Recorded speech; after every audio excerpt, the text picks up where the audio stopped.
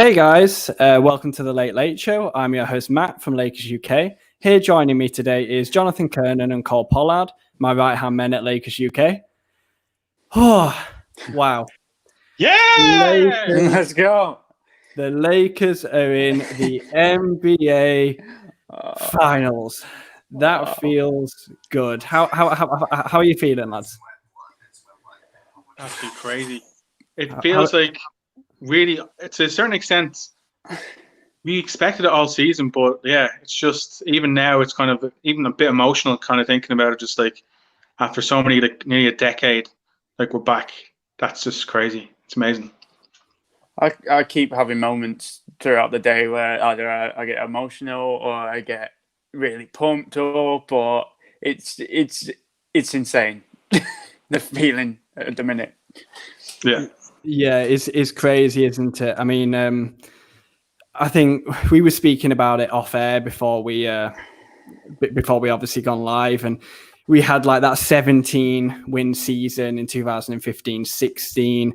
You know, I mean, ever since 2012, 13, we had, in terms of wins per season, we had 27, 21, 17, 26, 35. And even last season, we only had 37. So to make the NBA Finals, straight after last season where we completely missed the playoffs, is an incredible experience. And I think just from a personal standpoint for me as well, just seeing how much Lakers UK has grown this year, obviously with the team winning, helps us hugely with the exposure and things like that. So it's been incredible from that standpoint, and huge opportunities have opened up for the platform as well, which I'm so thankful for.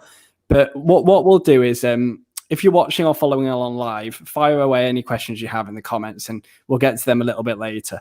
Let's get on to LeBron James. How can we not get on to LeBron James? He had a 38-point triple-double along with 16 rebounds, 10 assists on 60% shooting from the field. He was 7-8 from the free throw line. He had 16 points, 5 rebounds in that final quarter. He was just automatic, mid-range jumpers, fadeaways, that huge three down the stretch. Just unbelievable at 35 years old. I mean, Jonathan, do you want to start? Where do we start with him? Yes, with LeBron, it's just crazy. Like, you had a triple-double, and it was an effortless triple-double. Obviously, we had to wait a little bit to get that final assist. But, like, you were just watching the game, it was like, oh, LeBron's kind of involved a bit. And you're like, oh, LeBron's got, like, 27 points and, like, 12 rebounds. You're like, damn. But, yeah, just this game was vintage LeBron, especially in the fourth quarter where he just showed up and just took the game by the scruff of the neck. He realized, like, he smelled blood the second Jokic got into foul trouble, and he smelled blood when he saw kind of Jamal Murray kind of a bit banged up. So, yeah, he just went for the jugular, and that was it. It never looked, I think in the third quarter, it looked in doubt a bit. But first, second, fourth, I don't think we ever looked back. I think it was kind of not guaranteed, but if LeBron just turned on for a certain period of time, that game was ours and we won. So, NBA Finals, baby! What can you say about LeBron James at the end of the day? I mean, he's still the king. That's obvious at this point. Just, he leaves you speechless with the stuff he does sometimes. I tweeted it out earlier, but in the last 3 minutes and 40 seconds, he went on his own run of 9 points. He scored the last 4 field goals for the Lakers in that game. He had a brilliant fourth quarter. I think Lakers UK socials tweeted that out earlier. But it's just, he continues to just take over a game when it matters and when we need him, and when it leaves you speechless at this point.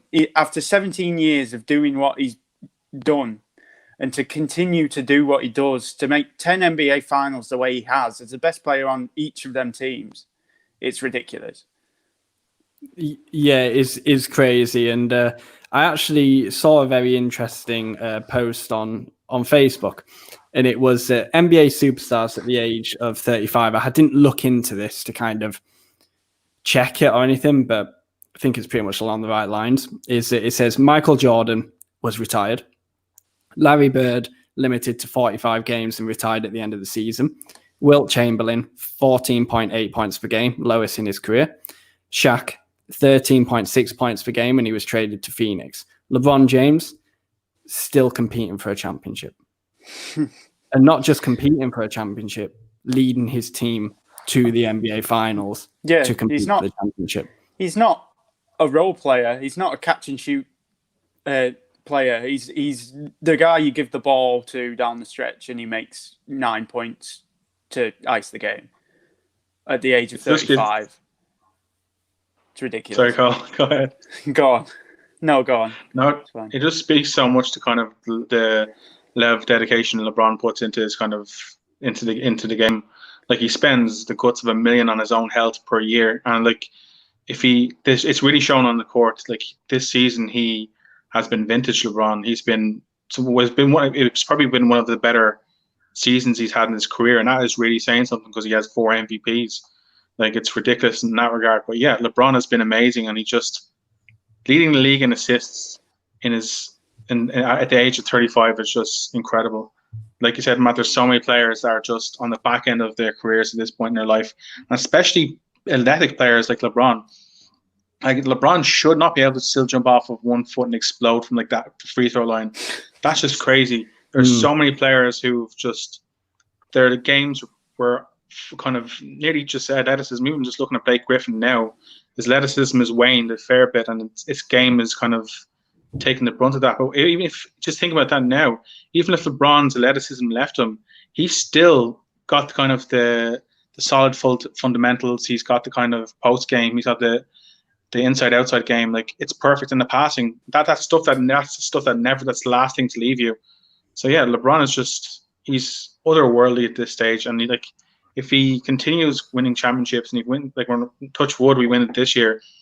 But going forward, he has to be in the GOAT conversation. I know he is now, but if he wins the championship this year, this makes it fully legitimate because he didn't have an easy road to the finals. He battled every single team. If it was the Portland Trail Blazers, the deepest 8 seed in NBA history, then the Houston Rockets, who were meant to be kind of the Laker killers, like the small ball lineup is going to destroy us, and then the Denver Nuggets, who were all that. First of all, I have to say all respect to the Denver Nuggets and the organization and all their players, and Jamal Murray playing through an injury. Like they're an incredible kind of young team, and they're definitely going to be back in the Western Conference Finals soon. Like it's unquestionable if they keep playing to the level they're playing at now. And we beat them in 5 games. Like the teams that were supposed to cause us the most problems, we've all only dropped 1 game to them. And even against this Denver Nuggets team, who was probably our most difficult matchup to date, we only lost 1 game, and arguably we were up nearly every game apart from the game we lost. Yeah. We've always been kind of kept the lead. And that says something about us. This is a historically, even though we are the first people to kind of criticize the Lakers role players when they aren't playing well, or LeBron if he's not grabbing the game by the scruff of the neck, or Anthony Davis. This is a historically good Lakers team. And the absolute scary thing is we are not close to realizing 100% potential. I think I put a tweet out the other day. We are at 70 at best. I don't think this team is anywhere near firing on all cylinders. If we hit 100%, if we have the likes of Danny Green hitting the shots and playing good defense, KCP making good shots and defending well, Dwight grabbing rebounds and blocking shots in the paint and getting some points, and a solid bench effort, that's going to be a ridiculously hard team to beat.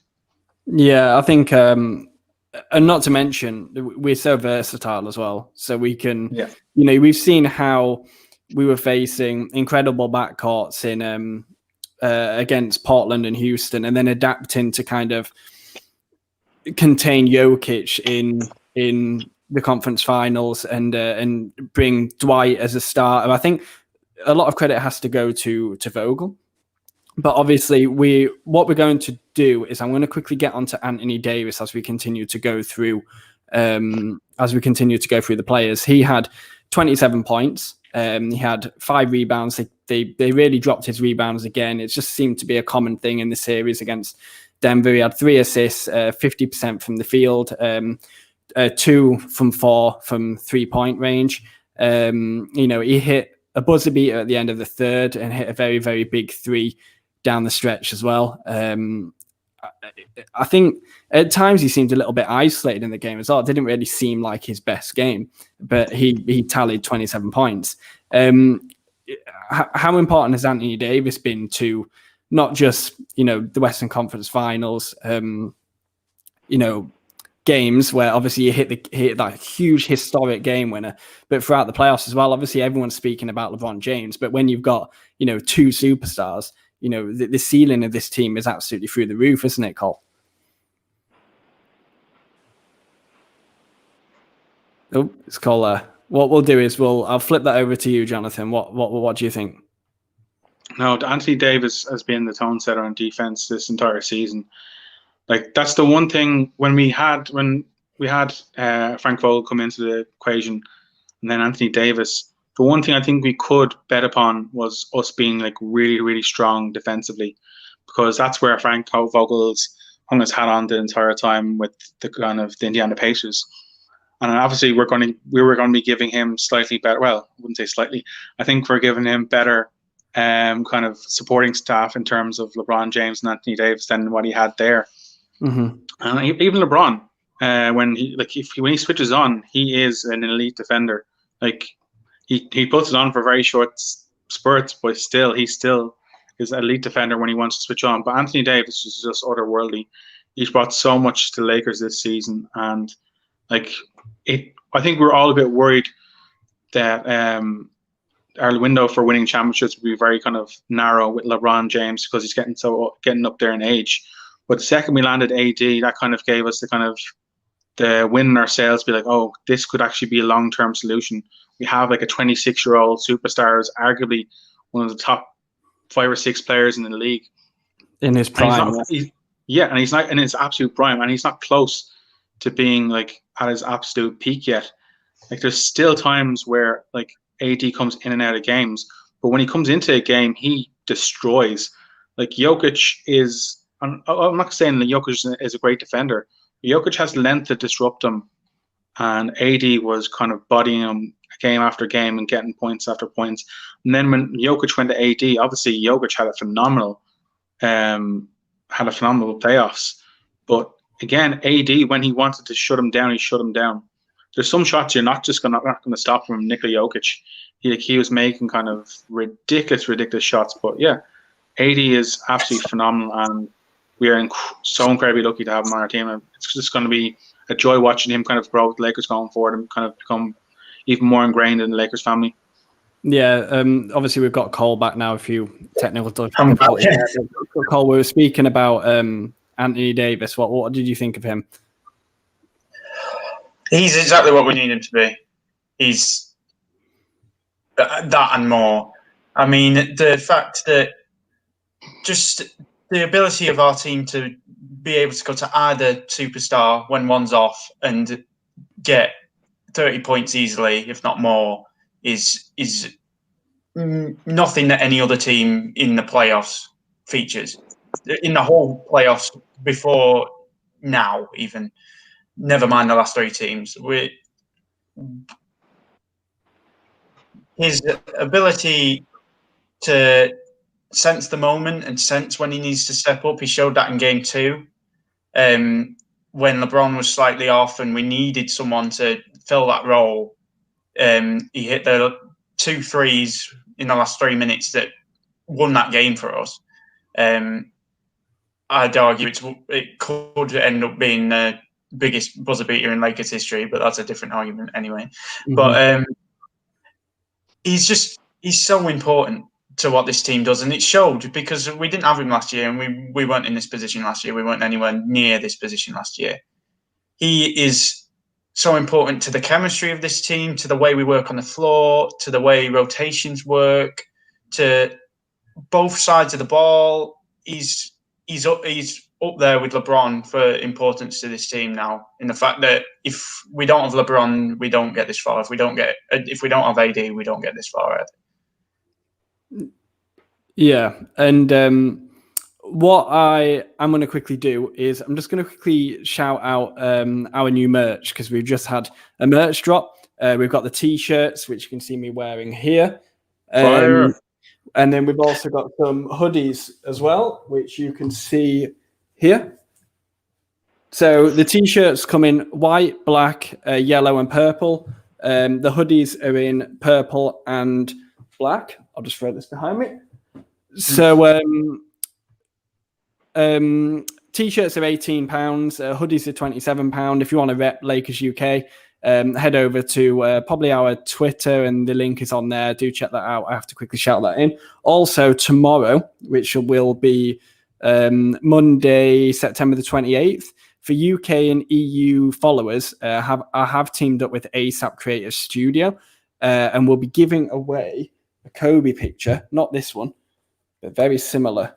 Well, not very similar, but the same as this.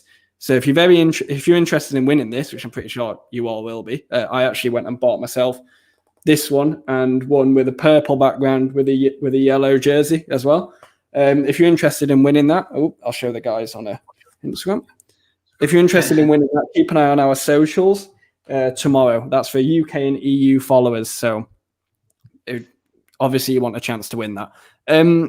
What I will do is we'll move this on and we'll get into some of the role players about who you think stepped up. I'll kind of lead the way. So I thought Caruso's defensive plays down the stretch in Game 5 was crucial. Obviously, he heated up quite early on. He finished the night with 11 points, 5-7 shooting. I think 8 or 10 of them was very, very early on in the game. I think probably in the first quarter. But some of his defensive plays down the stretch were huge. Obviously, I'm not sure if that got unnoticed because everyone keeps an eye on the offensive workload in the NBA nowadays, but that was absolutely massive. Dwight Howard, obviously huge defensively and on the glass. He had 9 rebounds in Game 5. A little bit dodgy with that flagrant foul on Millsap. I think that was a little bit of a slip if there was a negative, but I don't think it was intentional. But other than that, he kept out of foul trouble pretty well. Danny Green, big defensive blocks, one on Jokic in the 4th. He hit a big 3 with 4 minutes to go. I said he was a big shot type of player. Despite his struggles, everyone is running him down. He is very experienced. He's a veteran. He will hit them. He'll hit them shots, and he'll do it. I don't hate him. I just dislike him. He'll do it in the final if need be. Obviously, we've got Rondo. He went 2 of 4 from 3 in Game 5. In the playoffs, he is actually shooting 42.1% from 3. He does seem to be stroking that very well at the moment. And it seems like every 3 ball he hits is a very useful big shot in terms of the momentum of a game as well. And then the last one I will mention is KCP. He didn't have a good game in Game 5. But over the course of the series, he's done incredibly well. Over the course of the playoffs, he is shooting 42.1% from three-point land, doing exactly what we want him to do. He's active on defense, putting his hands in where he's just been a complete nuisance, getting steals, blocks, getting the odd rebound. I think he's actually, despite Game 5, he's been exactly what we've needed from him. He's been spot on, been a star in his role. So I'll head over to you, Jonathan. What role players have stood up to you? Who do you think has really, come out of their own in that second unit, or maybe even just aside from LeBron and AD? I'd have to say Jared Dudley. No, I'm messing. Straight away for me, shout out to Duds. No, it has to be Dwight Howard for me. Like the series changed the second he entered the starting lineup. I know we were already 2-up. Yeah, we were 2-up at the time. But he changed the series for us.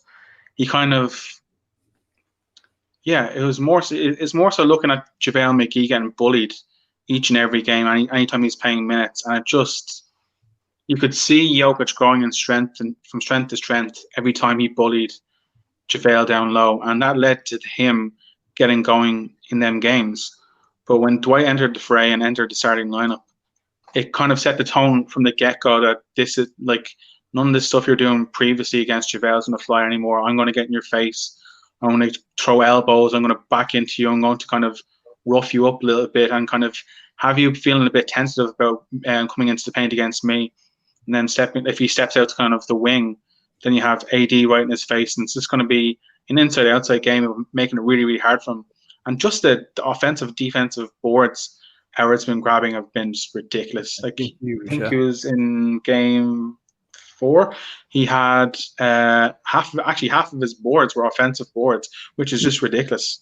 Like, that is a crazy stat that half of the amount of rebounds he got were just offensive rebounds for putbacks or for for fouls. But yeah, Dwight's been unbelievable this series. I'd say he could easily felt aggrieved by not kind of getting to play more minutes against the Houston Rockets previously, because former Rocket himself and didn't have the best kind of ending there in Houston. But he kept his head up. He kept supporting his teammates, and just the second his number was called upon this series, he showed up in a big bad way. And yeah, he has some dirtiness to him, and it kind of he's not. I wouldn't say he's dirty. I'd say he's kind of just like, it's part of his game. He's just I call it rambunctious. He's a rambunctious individual. He gets himself into trouble, but there's no ill intent to any of Dwight's stuff. He's just a jovial guy, but when he switches it on, it's on. And if you're not going to match his level of intensity, get the hell out of the way, because he's going to put you on your ass. So yeah, Dwight to me has been the X factor of the series. There's plenty of other guys like Caruso and begrudgingly at the end of the series, Danny Green, and KCP obviously. But yeah, for me it's Dwight Howard all day long. He changed the series for us and made it kind of a lot easier than it could have been, a lot harder than it was. And he's probably one of the main reasons, obviously LeBron and AD, but he was a big contributor in that regard. Yeah, I think as a whole, Danny Green did struggle, but obviously if he's stepping up when he's needed in them big moments in obviously elimination games, I really don't have a problem with how he's doing it at all, especially in the playoffs when the games are so important. Cole, what do you think about the role players? Obviously, Dwight Howard was massive in that series. There was a play last night when JaVale got matched up against Jokic, and he just backed him down. Oh, and it was in the second quarter, I think, and it was obvious that Dwight made the difference in that series. But I won't go on about him too much because Jonathan's just sung his name from the rooftop. So Alex Caruso a little bit. I think the broadcast compared him to Byron Scott on defense last night, and to be honest, the similarities are really there. Getting in passing lanes, just the quick double of a ball handler just to knock the ball away, stuff like that. And then on the break as well, obviously he's so quick, and his decision making is top notch on the break. When he's running it, whoever he's running it with, he knows when he needs to fake the rim and go to the 3-point line. Obviously, often he goes to the rim, but he knows what he's doing, and he's showing like veteran style decision making for a player who's in his first playoffs now, and he plays down the stretch for us, and that shows how important he is. Rondo's been massive, obviously, in changing the way he played completely from the regular season. KCP, if you told me on opening night that KCP was going to be the player that he's now, I would have I would have told you were crazy, to be honest. Yeah. KCP is the turnaround he had from the first 5 or so games of the season to where he is now is ridiculous. And it's a credit to him at the end of the day. Kuzma, while iffy, especially in this series, he seemed to take it personally with Michael Porter Jr. a little bit, which is a bit iffy. But when he buys into team ball, he's massive, especially on the defensive end. When he buys into being the second best defender on our team, it's massive for us. I do want to mention Marquis Morris, who is a brilliant mid-season pickup in the fact that he allows us to change the way we play completely. We now see the lineup at the start of the second quarter or the middle of the second quarter where we have Marquis and LeBron playing as a big man. And the speed with that lineup and the rotation value in that lineup is ridiculous. Yeah, I think that what do you think? And also, yeah, go on, mate. Sorry, you just cut out a little bit there. Sorry, my laptop wants to do an update for some reason. Let me just get rid of this. Okay, I'll carry on. So I think what do you guys think about Dwight Howard? Does he start the next series as well? I think we've kind of seen that JaVale, it might not necessarily, I think the end of JaVale might be a bit too strong. He's been very good throughout the season with his short, energetic spurts. But do you think Dwight starts in the finals against whoever? Yeah, I think so. I think they've proven that this is kind of a winning formula against any team. But yeah, I think if the best thing the Lakers could do, especially depending on who the matchup is, if it's the Celtics, Dwight Howard, Anthony Davis duo would cause them absolutely, like, it would cause them convulsions. They wouldn't know what to do with two guys that big. And if it was against the Miami Heat, then you still have a guy, at least one person in Dwight Howard or AD, capable of staying in front of the likes of Bam Adebayo if Adebayo starts to go off. So yeah, I think it makes a world of sense to keep Dwight in the starting lineup. And also one more thing I want to say, actually, I've been sick to death of Chris Webber and Reggie Miller talking crap the entire series. And the only thing I want more than anything in this world is for Alex Caruso to win a ring so he can shut them the hell up, because neither of them have won a ring in their entire careers. That's all I want, is AC just to go, shut the hell up and put the ring in their face, and that'd be like, that's it. I was like, don't be taking a piss out of me the entire time, like saying like, oh, his defense like Gary Payton. Oh, he's got the jump shot of like Steph Curry. He's like, no, shut up. He's a legitimate player who's actually locking people up at this stage. Like, he's in NBA Finals and he's potentially has a chance to win a ring. So shut the hell up, Reggie. Shut the hell up, Chris, and just shut the hell up in general. I don't want to hear anymore. Mike Green and Doris Burke. That's who I want. Yeah, Mike Green and Doris Burke. That's what we need. That's what I want for the finals. Don't want to hear them. What do you think, Cole? Does Dwight start in the finals? I think. Yeah. I think he's earned it now. I mean, you think of the arc of his career and the fact that he's finally made it back to the finals with the team that beat him. It's a poetic way for him to just redeem himself with with the basketball gods at the end of the day. He's obviously already redeemed himself with Lakers fans. He's loved by Laker Nation now, but redemption. He earned the right to start on that stage, and just his knowledge defensively and of rebounding, it's just a step above JaVale altogether. That it's just, I think that's where we've got to go with it now. Yeah, I think what we'll do is, obviously we started leaning into it there, but obviously because we're in the NBA Finals, we're looking ahead to who our potential opponents could be. At the moment, the Heat and Celtics it's 3-2 to the Heat. Obviously, depending on when you're listening to this, especially if you're listening back on podcasts, the Heat might have won the game, which is tonight, and have gone through to the finals. But obviously, we don't know that at this point. So let's say, don't give me a prediction of who you think will win.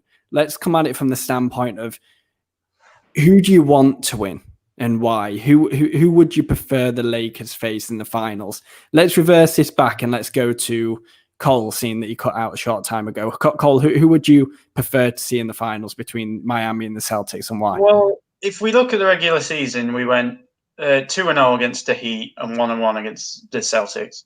Obviously, that's a world away now, because that was back in February, the last time we played the Celtics, and then the Heat was December.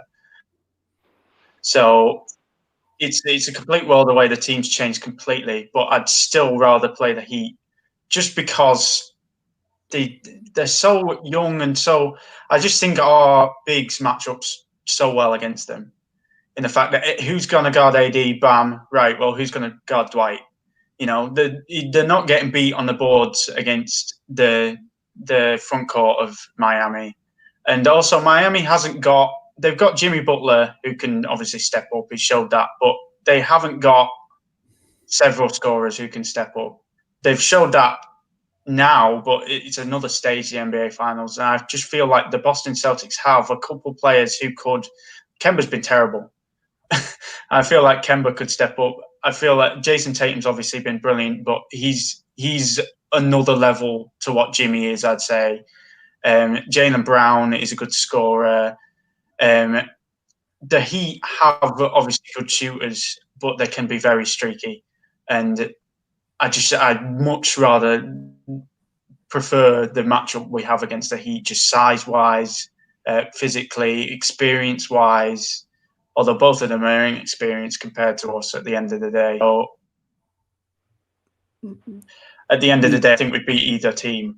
And I wouldn't mind beating the Celtics in the finals, to be honest. Yeah, I think it would be nice to beat the Celtics in the final. Obviously, if it goes pear-shaped and we lose to the Celtics in the final, that would be absolutely horrendous and a nightmare. I think before I hang over to Jonathan, I'll say that I would prefer the Heat. I just think they were a very good matchup for them. Obviously, they've got Adebayo, but we're strong in the front court, like Cole alluded to. You know, AD, Marquis as well, who Cole didn't mention, that can do a very good job at switching in the front court, both offensively and defensively. Obviously, there's Butler, Hero, Robinson. Obviously, we have KCP, Green, Caruso, LeBron. AD can switch out on the perimeter too. I just think that they've got a very short rotation. If they're not banging and they're not firing, there's potential for us to really grab the scuff of that series by the neck. And obviously, a lot of people are saying that Spoelstra's obviously coached LeBron during his time in Miami, but LeBron's game has evolved since then. I don't think there's really no advantage there. And let's be honest, if LeBron plays like the way he did in Game 5, nothing's stopping him. No matter how much you know about his game, nothing's stopping him. So I'll hand over to you, Jonathan. What do you think? Who would you prefer to face in the finals? I think for the Lakers, there's no kind of loser in who they face. I think they have the beating of both teams, and I think if you look at it from like different points of views, if we do face the Miami Heat, like you can guarantee that LeBron James is going to be unbelievably like locked in, because that's an organization that as he was going out the door, we're kind of bitching and moaning about him, saying that like he left us at the last minute. Obviously, he won championships with them, and he probably has fond memories there. But also, Pat Riley was speaking ill of him as he was leaving to go back to Cleveland. And the Celtics, it's just the Celtics rivalry. That's just different gravy. Like that's the best of the best. Like I think we bring out the best in each other. So I think that could be a great series. But I would tend to agree with both of you. I think if I had to pick a team, it would be the Miami Heat, because we just have the bigs that are capable of causing them a lot of trouble. We have enough kind of wing defenders capable of also limiting the likes of Jimmy Butler and Duncan Robinson and Tyler Hero. Like Tyler Hero has been very, very good this playoffs, but he's probably like at this stage of his career, he's probably like Jamal Murray light. Like he's capable of making the same shots, but just not yet. Like it's his rookie career. He can't put that much pressure on his shoulders this early. And maybe he shows up and has an unbelievable, like kind of depending on if they win, has an unbelievable finals and the Miami Heat win. But I still think we are capable of kind of locking him down if need be. Throwing someone like Alex Cruz on him if he's kind of catching fire, then we can limit him a bit. But yeah, I think the best thing about this Lakers team, and you definitely mentioned it about Marquis Morris, is our interchangeability. We can adapt to every single lineup. We proved that in the Houston lineup. We proved that in Portland, and we proved that with the Denver Nuggets. We're capable of changing for every single lineup. So there's nothing all teams can throw at us that is going to kind of cause us a lot of problems. If it's the Celtics are very susceptible to big men because they don't have a legitimate big man. Theus is probably their go-to guy, but imagine putting Anthony Davis on like Theus, like he's going to destroy him offensively, and potentially Anthony Davis is going to do whatever he wants and defensively as well to kind of stop Theus and do anything. Like them lobs are not going to happen. He's just going to body him. And the same with Dwight Howard. He'll get in their faces and he'll potentially get very easy baskets. So yeah, if I had to choose, it's definitely the Miami Heat, because I think they're a very young team, and with the Celtics, they have a lot of wing defenders and kind of Marcus Smart and Jaylen Brown that could potentially cause us trouble. But yeah, either way, I'm very comfortable that the Lakers have the potential of beating of both teams. So yeah, if I had to choose, it would be the Miami Heat.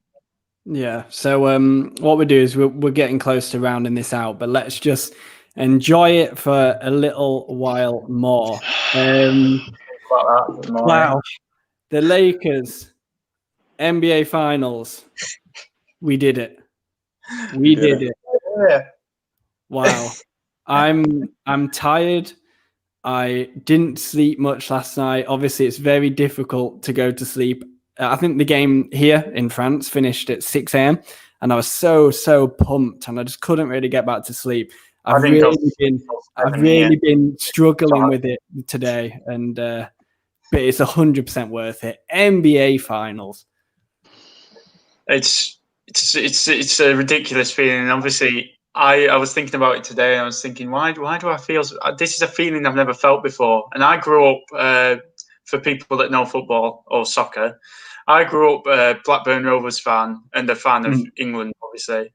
And I've never experienced any kind of success in sports before in my life, and it just means that much more. And this feeling that I've never had before, because obviously I'm recently a Lakers fan. I became a Lakers fan in 2015 when I started following the sport, and this feeling that I've never felt before is just pure elation, just so many different things involved in it.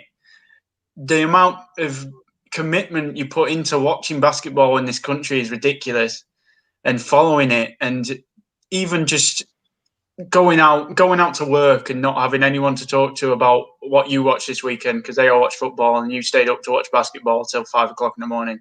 It's just it makes it all worth it at the end of the day. The feeling that I had last night at 5 o'clock in the morning when I was sat on Twitter tweeting I don't even know what about the Lakers, and it's just great. Yeah. It's beyond kind of feelings at this point, because actually I really wanted to say this just in case I forget. Like, there's so many people to be happy for right now at this moment in time. Like, obviously LeBron James kind of potentially has a chance to win his fourth ring. AD has a chance to win his first. But the person my mind the second the final whistle went off, my mind went to was Rob Pelinka. He's had a ridiculously, obviously, like the Lakers family in total and the Bryant family, and especially the Bryant family. Obviously, they've lost their daughter and their father and husband. Like, that's terrible. But Rob Pelinka was Gianna's godfather and Kobe Bryant's best friend and agent for 20 plus years. Like, I'd say there's, at this moment in time over the last couple of months, the good moments probably been few and far between, because he's missing his goddaughter and he's missing one of his best friends. And just thinking that this kind of win and this kind of going to NBA Finals would put a smile on Kobe's face, probably just would make it really worth it for Rob Pelinka. So I just have to say, I'm so happy for Rob Pelinka. Like, he was so second guessed his entire tenure when Magic was there, and people wanted him to go, and he stuck to his guns and put this championship roster together. And like, the one thing that the Lakers have pushed home the entire season that like really nearly brings a tear to my eye is that like they've made sure that this season is not about them. Like, even LeBron is making people sure this is not about me. This is about the Lakers organization. This is about kind of getting justice for Kobe, kind of win this ring for Kobe. And that, like, I think that trickles down from the very top all the way to every players and to the fans at this moment in time. It's just like, there is things bigger in basketball, and obviously we'd rather have Kobe and Gianna here than a ring. I think that any fan would say that. Mm-hmm. But obviously that can't be the case at this moment in time, and we miss them and think about them virtually every day. I think about Kobe pretty much once a day, and I kind of take a kind of quiet moment to be like, he's no longer here. But the one thing I would say is he'd be unbelievably proud of this team, the fight they put into each and every game, and to Rob Pelinka for kind of proving the naysayers wrong, building a championship roster, and really just kind of pushing the Lakers onto the next level. So, above all else, well done to Rob Pelinka. This is well deserved, and I hope he gets the reward at the end of the day, which would be one of these things. The real one. Actually, I got two of them, and I only noticed this there.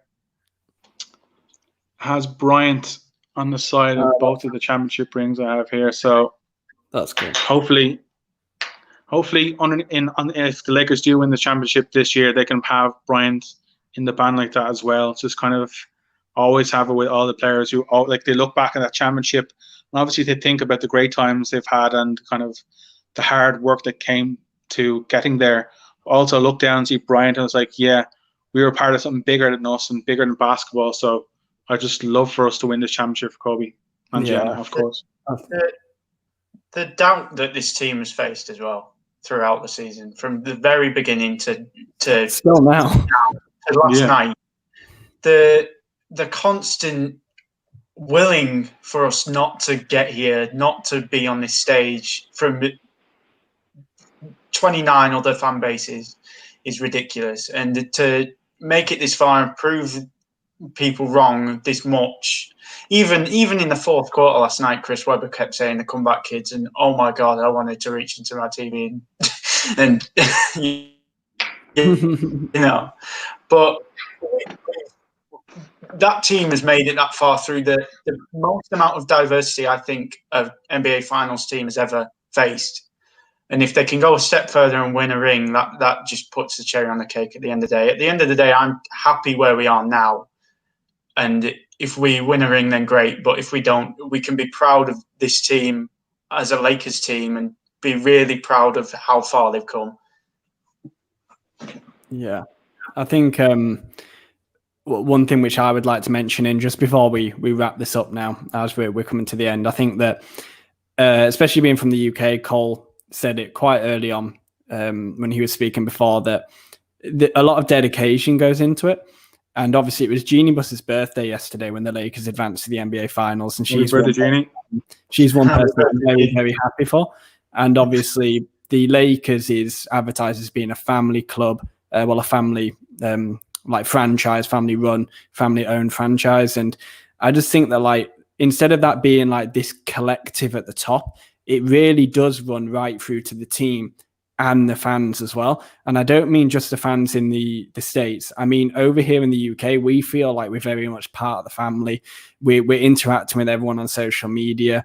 Heck, the Lakers have even welcomed us into their arms directly this season, which will open up a little bit more moving forward when hopefully the virus does move on. But that's just absolutely incredible. And I think whether you're looking at it from a standpoint of like this team being put together, Rob Pelinka, Jeannie Buss, Kobe Bryant, social justice issues, or even the personal effect that this championship run is having on us and what it means to us all, it just means so much. Whatever way you're looking at it, it really does mean more than basketball, because the fact that we're having this feeling on the other side of the world and we're not even anywhere close to LA is absolutely incredible. And the fact that we've formed a pretty big community that is ever growing as well is just absolutely incredible. And let's say, I don't know how long now because I'm losing track of how long Lakers UK has been running, but there was a time where we didn't even know each other, and that wasn't that long ago. And we're sat here having done quite a few podcasts together. We speak to each other every single week now, and we're absolutely we're steering this ship in what I think is in the right direction. And, it really does mean a lot for the Lakers to actually, I quite enjoyed them losing years in a weird way. It was a way of me kind of like building my knowledge on the game. During the last championship run was when I was kind of exposed to basketball, but I wasn't really full on into it. I was kind of getting to know it a little bit.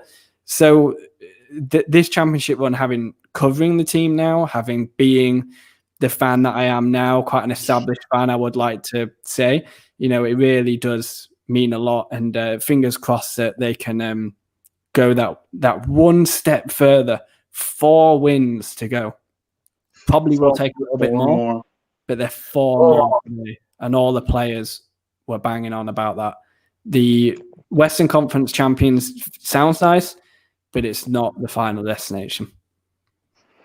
Definitely not. We're this close to another ring. We're just so close, and I think the mentality the Lakers have shown the entire time is we're not there yet. Not in terms of the style of play, but just we're not there yet. We need to keep focusing on our final goal, and I think they've done that fantastically. And LeBron and AD kind of pushing that home after the Western Conference Finals, even to a certain extent, leaving the Western Conference trophy on the stand, and they walked away. It wasn't a sign of disrespect to kind of not to winning the Western Conference Finals.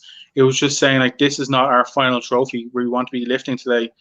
Like, obviously JR was the first person to grab it, and kind of, even though I don't think he played this entire series, but it was kind of symbolic that, listen, winning the Western Conference is cool, and we are more than happy, and they will celebrate that win, but it's not their final destination. The final destination is winning that trophy, matching the Celtics all time, and kind of bringing it home for the Lake. Very much so what you said, Matt, the Lakers family.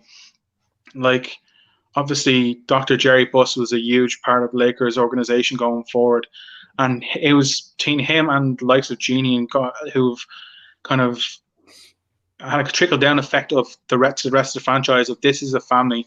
Like, we are a family-run organization, and we want everyone who joins the Lakers, past and present, to feel like they are still part of that family. And I think that definitely trickles down to the fans. So yeah, just the Lakers community, shout out to everyone in the Lakers UK community, shout out to the Patreons who have been absolutely amazing in terms of kind of helping Lakers UK starting to become what it is today, and kind of push us to different levels.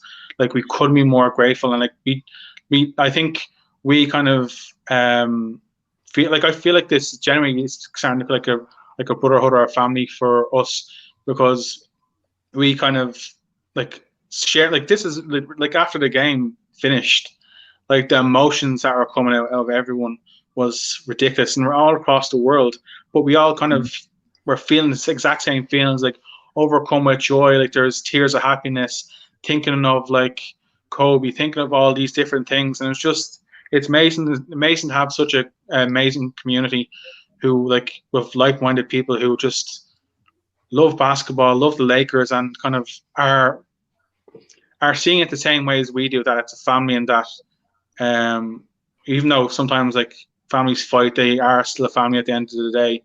And we just, yeah, it's just, I'm babbling at this point, but yeah, I love the Lakers, and I love this Lakers community as well. In the words of, obviously we can enjoy this and drink this in and embrace this for what it is, which is a great success for the organisation, a win for all of us all over the world. But in the words of Kobe Bryant, job's not finished. Mm-hmm. It's important, but that's all that matters now. Yeah, definitely. We love you, Mamba. There's Jonathan showing the blackout jersey there, and what we're going to do is we're going to round that up. Just quickly, but I really do appreciate you both coming on the Late Show. I didn't actually mention it. I keep forgetting. This is the 50th episode, so it's actually quite a big episode. I really do appreciate you coming on to spend your time with me and each other for this 50th episode. The podcast has grown a lot further than I ever thought it would, so I really do appreciate that. Before you head off, do you want to shout out your socials and let people know where they can find you? Jonathan, I'll let you go first. Yeah, I'm Twitter on Jonathan K NBA, JONATHANK NBA, and thank you for having us on, man. Like, it's 50 episodes, like, it's flown by, and I'm glad to say, like, I've been a fan from the very beginning, and just getting to be a part of this Lakers community and getting to be part of Lakers UK. I couldn't be more thankful, and just thank you for everything. Yeah, and Cole, you can find me on Twitter at Pollard NBA. I'm not going to spell it because you can work it out. Yeah, I just want to say, just thank you to everyone.